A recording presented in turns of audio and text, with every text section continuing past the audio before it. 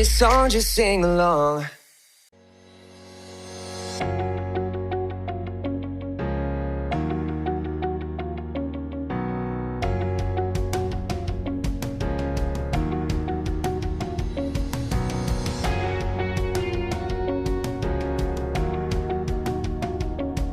हे guys, कैसे हैं आप सब? I hope you all guys are safe and doing well. This is me.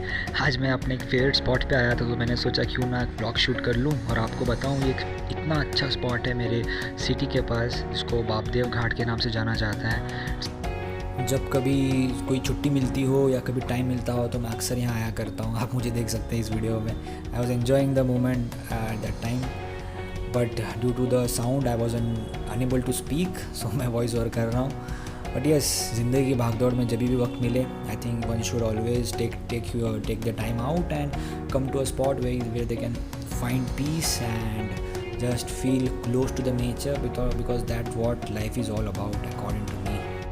This is my friend Arbaz, जो मेरे साथ आया था,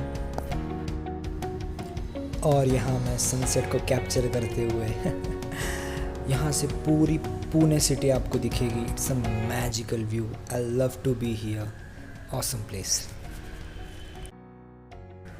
अब आवाज़ तो आ नहीं रही थी, तो मैंने सोचा कि इस वीडियो को मैं यहीं ख़त्म कर दूं और एन्जॉय करूं उस मोमेंट को।